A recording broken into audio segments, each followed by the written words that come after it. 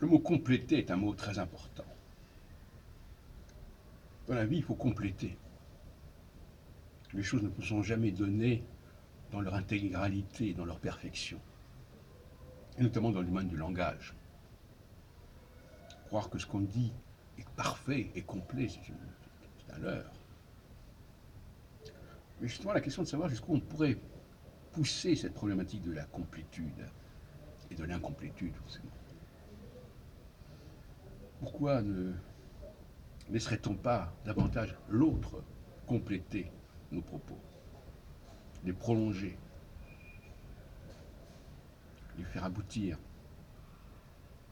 Pourquoi veut-on tout faire? Pourquoi veut-on que tout soit déjà prêt et que l'autre n'ait plus qu'à recevoir la chose en question? Laisser de la place à l'autre, ça permettrait de simplifier beaucoup les choses, en même temps de les complexifier. Ça les simplifierait parce que je n'aurais pas autant de travail à faire pour communiquer, puisque je laisserai à l'autre le soin de compléter. Et en même temps, en demandant à l'autre de compléter, je lui demande d'effectuer un travail supplémentaire, c'est exact, mais un travail intéressant sur le plan intellectuel, sur le plan cognitif. Je n'ai pas besoin de lui mettre les points sur les i. Le problème des femmes, c'est qu'elles ne laissent pas de la place pour l'accomplissement. Il faut que tout soit déjà donné et terminé, et fini. Je vois une société du XXIe siècle de la complétude. Mais non pas dans le sens que les choses soient complètes, mais au contraire qu'il faut les compléter. Et donc par conséquent, au niveau du langage, il suffit de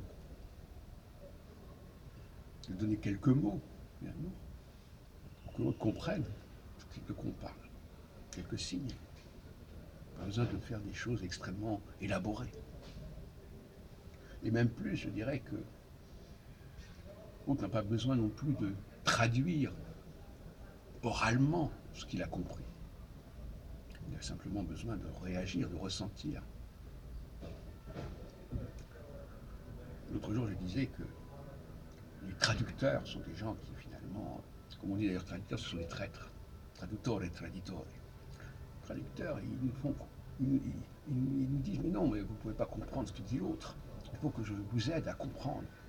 Comme si je ne pouvais pas comprendre ce que dit l'autre, tout simplement parce qu'ils n'emploient pas exactement les mêmes mots, et que les mots n'ont pas la même forme, et n'ont pas tout à fait le même sens. Mais ça, c'est à moi de compléter.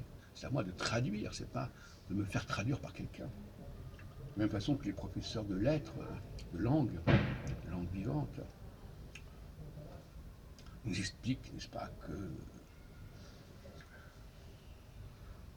chaque langue est bien compartimentée, bien séparée, et qu'on ne passe pas d'une langue librement vers une autre langue.